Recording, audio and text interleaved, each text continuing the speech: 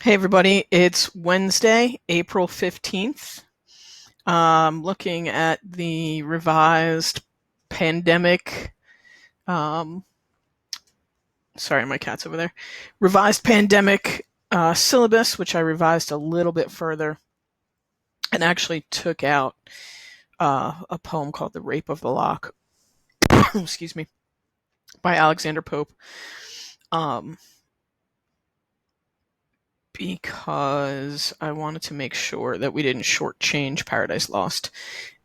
And a modest proposal is so crazy we can't skip that. So,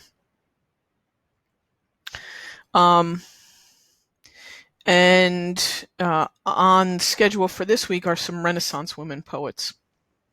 So what I did was try and put together. I just put together works of three women poets who are um,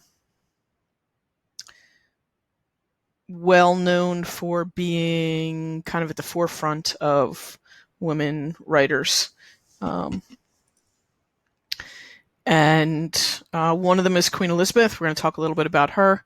One of them is Amelia Lanier, who was really the first woman who kind of said, "Look, I'm a poet. I am." She's considered kind of a proto-feminist, an early feminist, and she um, declared herself as I'm a writer, and that was fairly unusual, especially at a time where most women were not educated. And the third one is Mary Roth, uh, who is the niece of Sir Philip Sidney, who we talked about a little bit earlier on. So I put together a couple works from each of those women, and I talk a little bit about their background and a little bit about the poetry that you're going to read this week. So, and some of this is going to be kind of a review of some history stuff that we've talked about before or that was in slides, but that's okay. So the Elizabethan era, the era when Elizabeth was queen, goes from 1558 to 1603.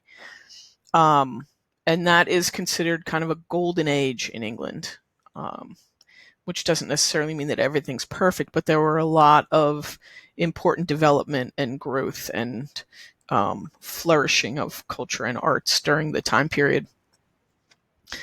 Um,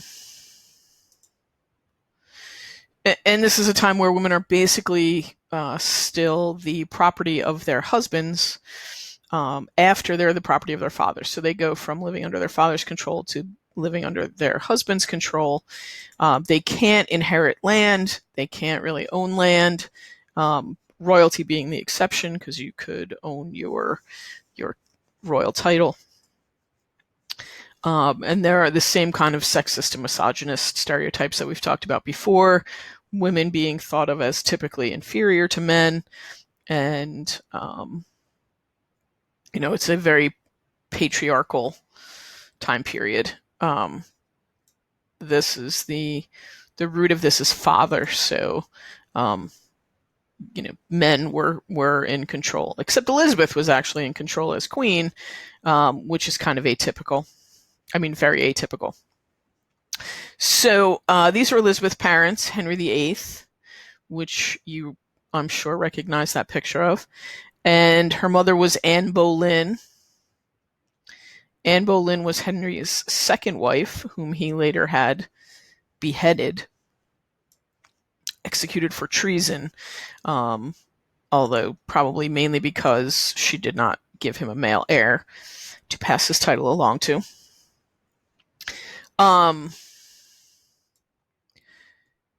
So one thing to notice about all of these portraits in here is the extravagance of the clothing. Just so much finery and fine stitchery and embroidery and so much fabric that was, part of it was the show of your affluence through your clothing. So Elizabeth is not the first person to take Henry's throne. His immediate successor is Edward VI.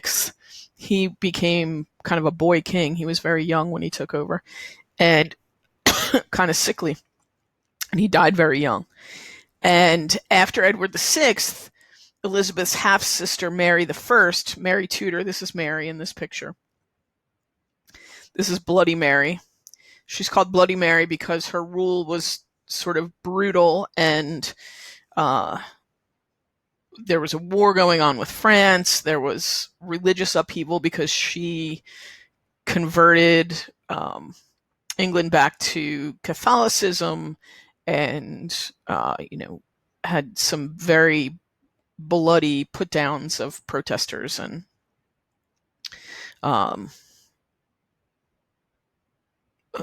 quite a few people killed during Mary I's reign. But Mary dies in 1558. And when Elizabeth becomes queen, this is Elizabeth. Right, you can see again all of the really fine stitchery, delicate embroidery, expensive clothing. And this must have been incredibly heavy to wear. The ruffly collar you will see on several of these, on almost all of these people, very fashionable and totally unnecessary. It was an extravagance, another show of affluence.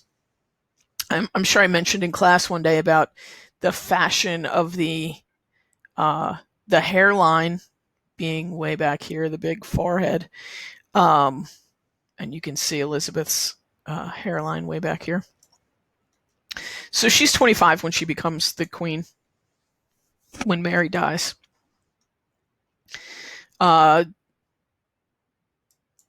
Relatively young. I can't imagine anybody putting me in charge of a country when I was 25 years old.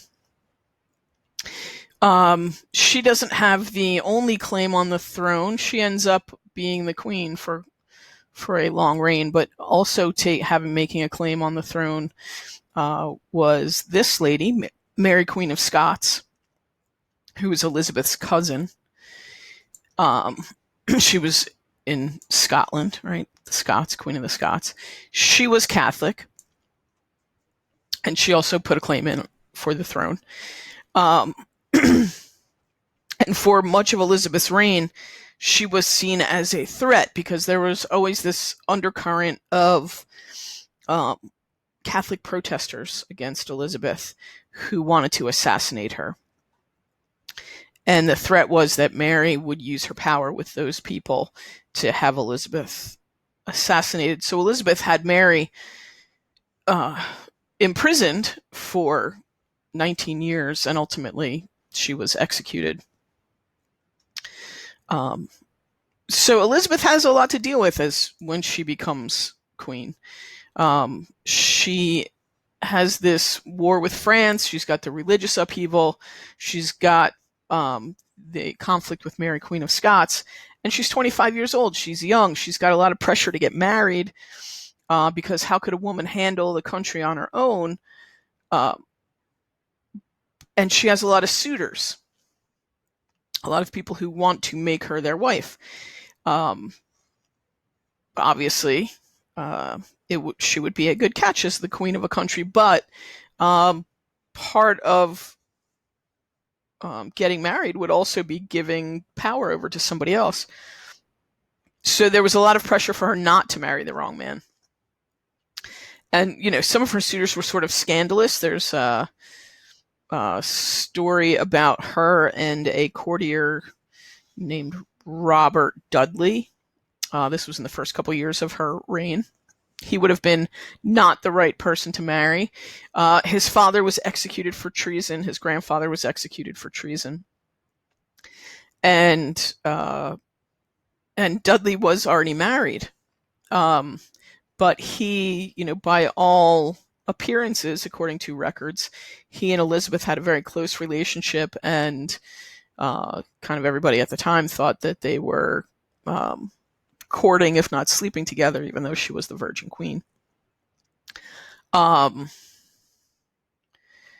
and it turns out that, after this going on for a couple of years, Robert Dudley's wife turns up dead, fell down the stairs, and died. And it was quite scandalous for a long time, that, even into the Victorian age in the 1800s.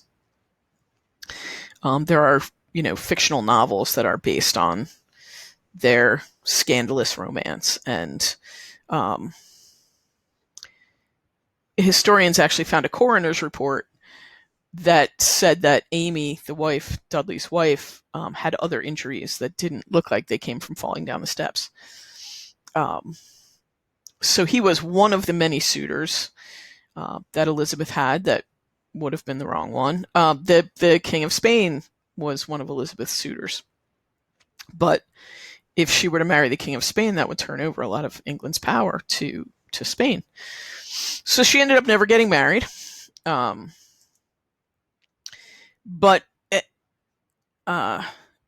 during this time period, under her guidance and rule, she's considered very politically savvy, and England grows as a military power. It extends its empire through colonization. Right, Virginia, remember, is named after Queen Elizabeth, the Virgin Queen, and it's a flurrying of arts and culture. The Renaissance had started century ago in Italy, centuries ago, and it finally gets to England under the reign of Queen Elizabeth, when there's this, you have Shakespeare, you have Christopher Marlowe, Ben Jonson, lots of people who still are among the most read writers in English writing. She ends the war with France. She restores the Anglican Church, but she also smooths over a lot of the conflict with the Catholic Church, so it becomes a period of relative peace and prosperity. In building her power, in 1588, we know that the British Navy defeats the Spanish Navy. That's what the Spanish Armada is, the Spanish Navy. Also in this time period, the famous universities of Oxford and Cambridge are accredited. So it's a time of, learning and culture and arts and also power. And England is it's a very tiny place, but it's growing in influence in the world. One of the pieces that we're going to read is set against the Spanish Armada. It's a speech that she gave to her troops. So Elizabeth is so popular in England, so important in England's history. This is another later portrait of her. Here's the British Navy, the defeated Spanish Armada, her hand on a globe to show her global power. And of course, the ruffles and the excess fabric and the fancy, intricate stitchery. She's so important in England that her coronation, her ascension to the throne, was celebrated for 200 years after she died. It was a holiday every year. She died in 1603, and this guy, James, he becomes the next king. And let me not get him that way. James is a cousin of Elizabeth's. This is James I of England. And James is the son of Mary, Queen of Scots, the cousin that originally wanted to claim the throne, who Elizabeth eventually had executed. So, I mean, the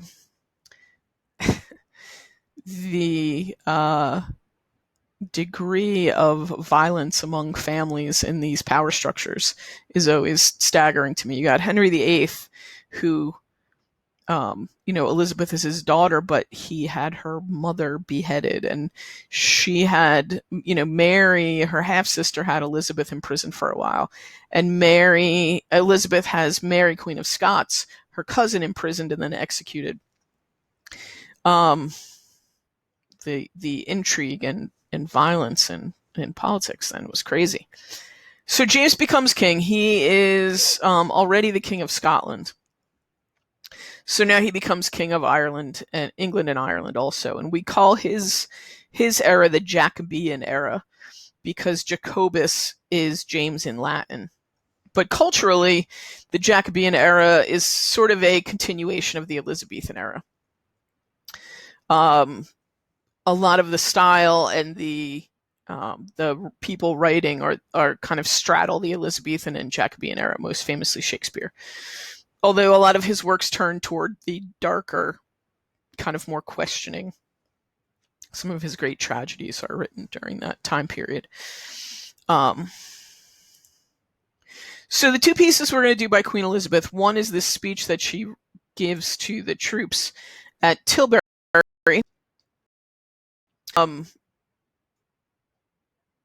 which she was anticipating an invasion by the Spaniards, but then the British Navy beat them at sea and the invasion never happened. But this is a speech that she gives to her troops as they are readying for battle.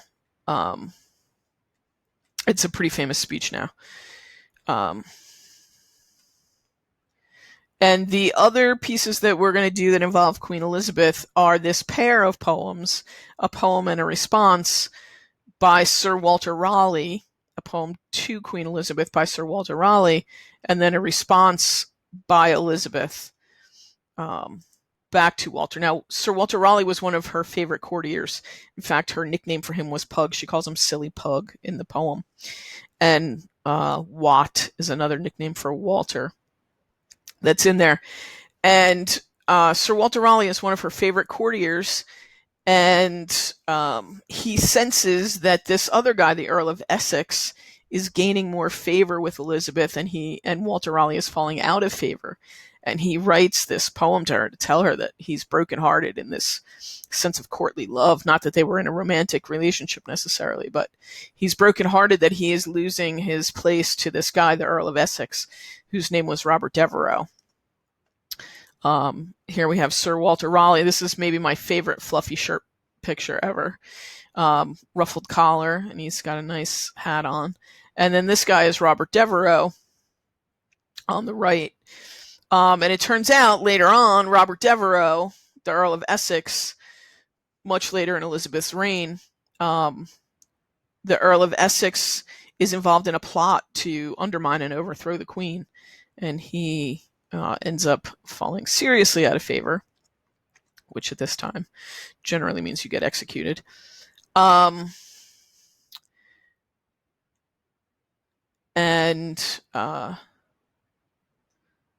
But this poem is written much earlier on, and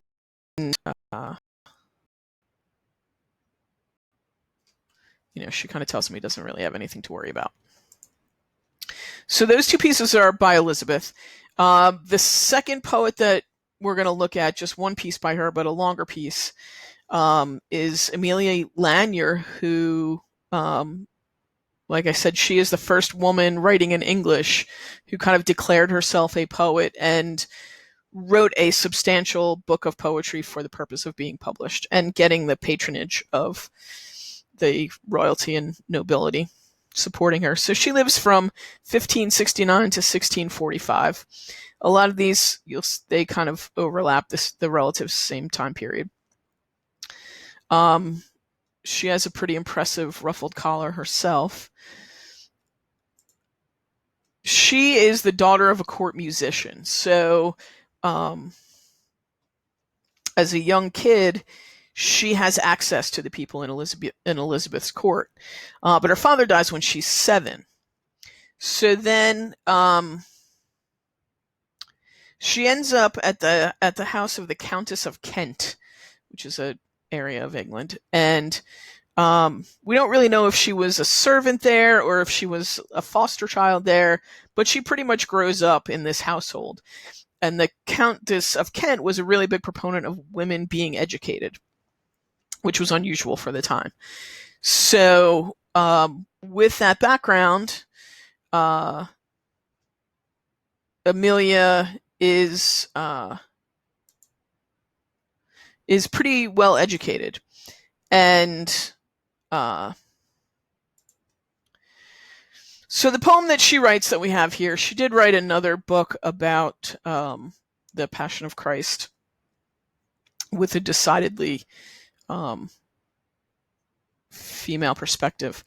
But this poem that she wrote, the description of Cookham, which is a country estate, like the place that she would have spent so much time at.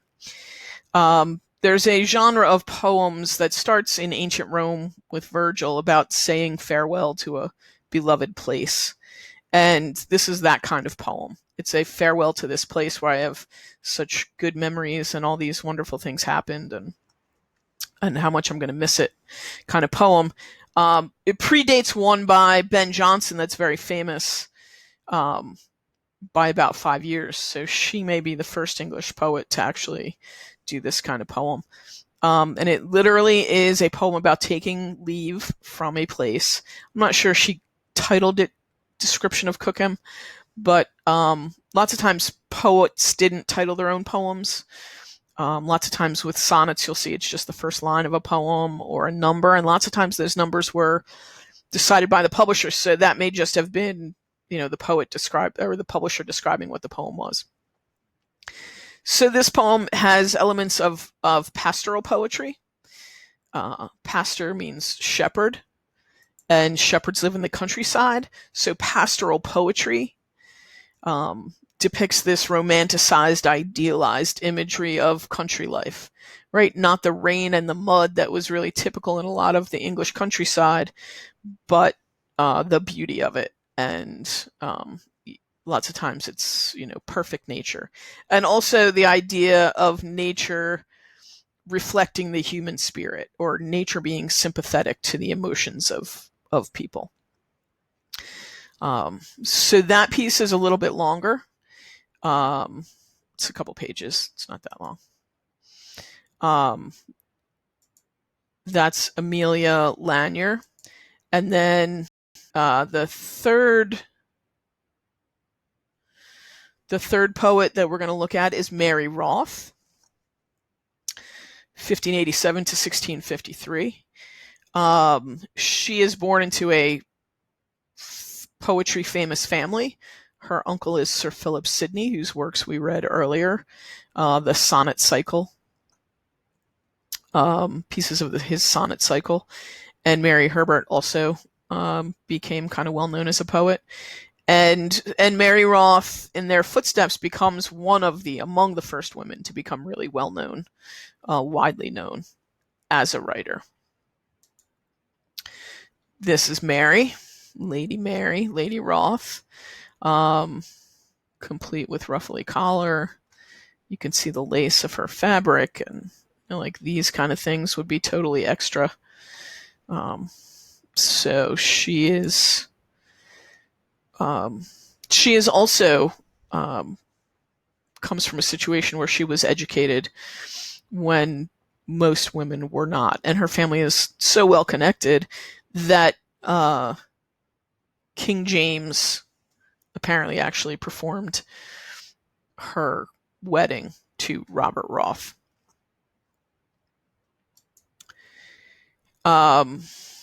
She's married when she's about 17, and her marriage was unhappy. Apparently her husband was a drinker and a philanderer. He was not faithful, apparently, although she was seemingly faithful to him for the duration of their marriage.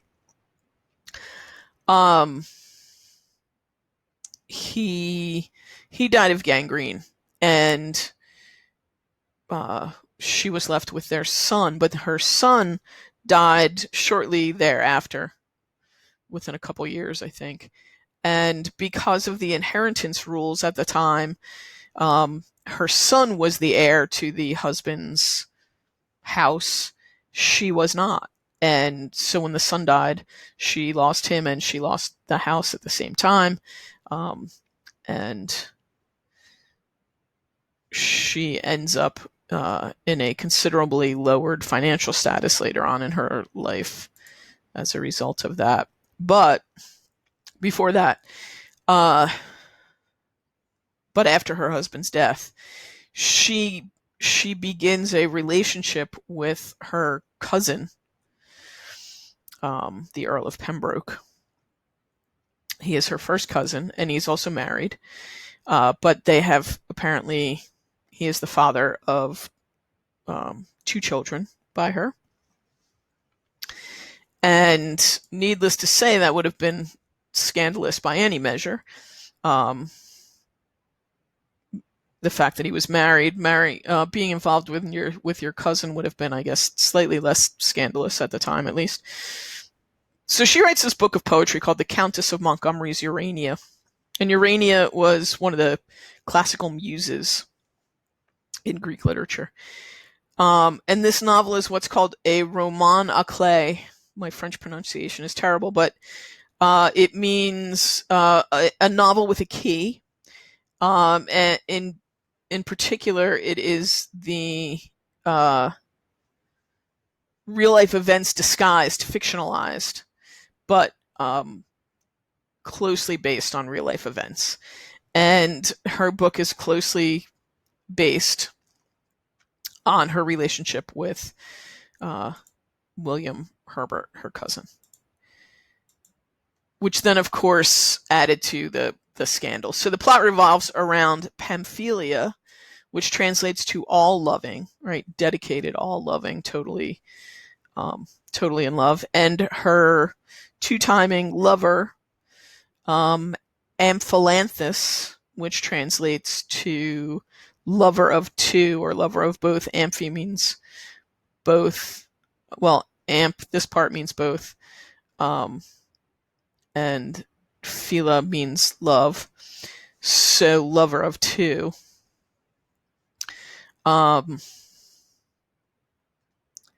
Which definitely mirrors her relationship with her married cousin. So this is the source of a considerable amount of scandal. The nobility were angry that their dirty laundry was being aired out in the open. But her book did get praise from Ben Jonson, who was a very important, powerful, well-known writer at the time. But even so, eventually, after not that long, her book was taken out of print. And she leaves the court and goes off into the countryside. So, but the works that are going to read by her are making this sonnet cycle of poems from Pamphylia to Amphilanthus. 3 little sonnets from that collection. So we'll see, if the women write any differently from the men, or how their subjects, how they treat their subjects, even when they're writing about the same subjects. And these are some of the lesser known, more well-known women, but lesser known than the men writers of the period. So just a different angle of looking at the literature of the time. All right, so today's the 15th. I'm going to post this on Blackboard. Tomorrow, Thursday, the 16th, I'll do some online office hours if you need to talk to me. I'll send you an email, or I'll post it in Blackboard. And I'm finding with my other online classes at this point that this seems to work better, preparing the material rather than trying to go over it with everybody coming in and out of a session. So I'll put it up this way. We'll try this, and then we can talk about whatever we have to talk about. So until I talk to you, be well, stay safe, and look out for each other, and have a good day.